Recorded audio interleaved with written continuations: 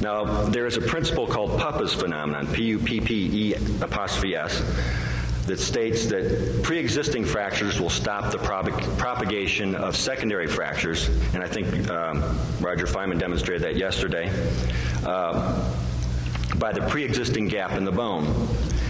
And if we look here at this impact point, a fracture extends across the midline, and it's interrupted by this fracture, which is a continuation of the fracture of the right occipital bone.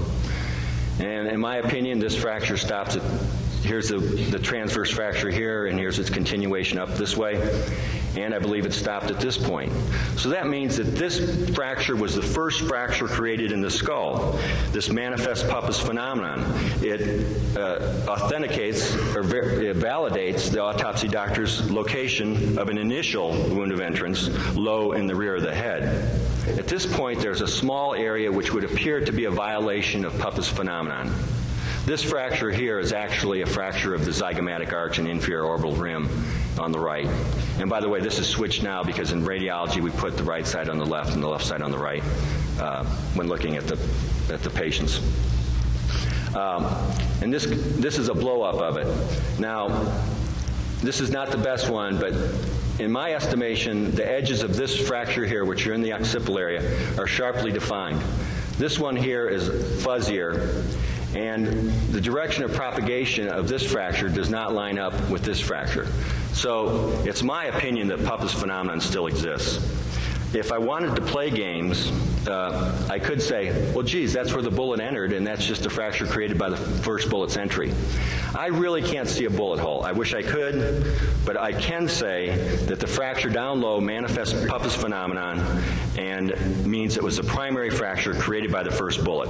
Where exactly along that fracture line the bullet entered, I don't know. But Pupp's phenomenon says that that fracture was created first, and a bullet had to have entered at that level initially. The second bullet struck up high, causing radiating fractures, which isolated and finally freed the top rear of the skull, which we've seen was ejected onto the trunk of the limousine only after the ITEC study shows a second force being applied to the head.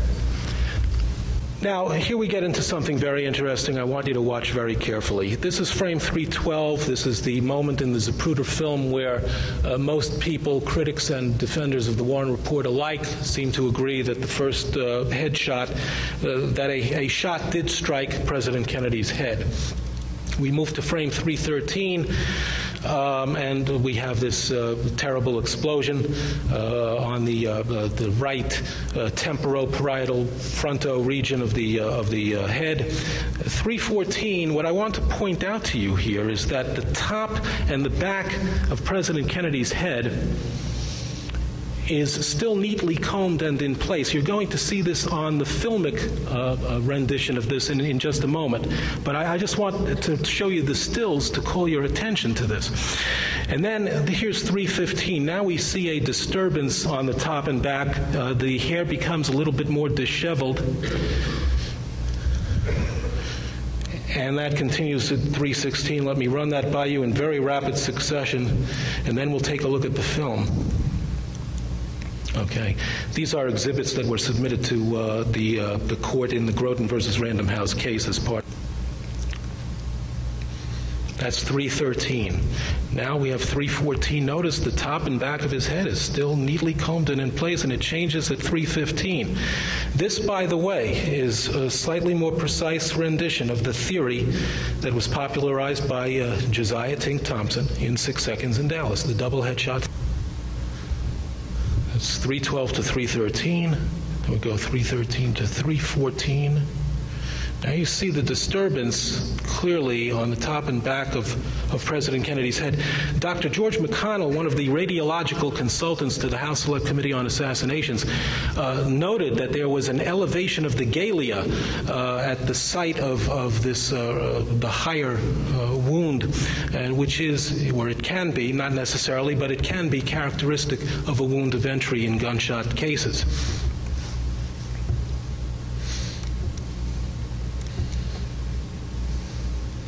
Okay.